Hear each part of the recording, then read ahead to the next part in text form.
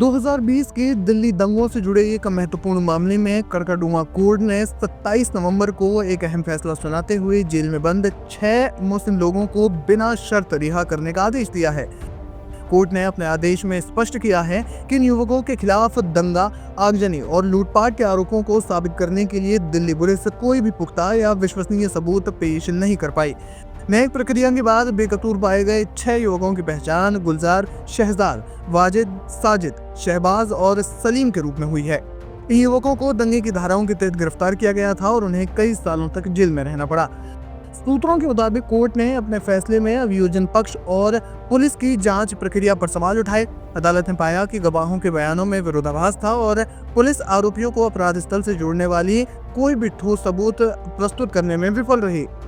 फैसला सुनाए जाने के बाद रिहा हुए लोगों और उनके परिवारों में खुशी और राहत का माहौल है। लंबे समय तक चली कानूनी लड़ाई और जेल में बिताए वर्षों के बाद इस फैसले को न्याय की जीत के रूप में देखा जा रहा है। हालांकि परिवारों ने जेल में बिताए बहुमूल्य समय और सामाजिक आर्थिक नुकसान के दर्द को भी व्यक्त किया। उन्होंने कहा कि इसकी भरपाई असंभव है। आपको बता दें कि दिल्ली में 2020 में भयानक दंगे भड़क गए थे। ये हिंसा मुख्य रूप से नागरिकता संशोधन अधिनियम यानी सीएए और राष्ट्रीय नागरिक रजिस्टर यानी एनआरसी के विरोध और समर्थन में चल रहे प्रदर्शनों की पृष्ठभूमि में भड़की थी।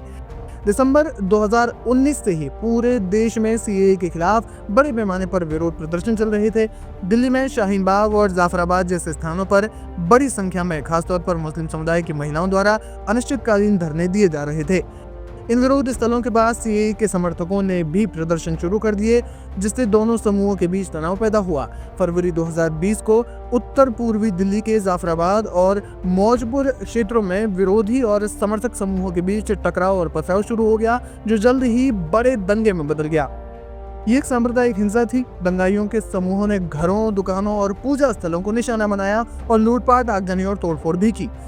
इन दंगों में 53 से ज्यादा लोग मारे गए थे, जिनमें हिंदू और मुस्लिम दोनों समुदाय के लोग शामिल थे। उत्तर पूर्वी दिल्ली के शिव विहार, गोकुलपुरी, मुस्तफाबाद और चांद बाग जैसे इलाकों में सबसे ज्यादा ये जो इलाके हैं वो सबसे ज्यादा इससे प्रभावित हुए थे, जहां बड़े पैमाने पर दुकानों और घरों को भी जलाया गया। कई चश्मदीदों और रिपोर्ट्स ने दिल्ली पुलिस पर निष्क्रियता या कुछ मामलों में दंगाइयों का पक्ष लेने का आरोप लगाया था। हालांकि दिल्ली पुलिस ने इन आरोपों को खारिज कर दिया।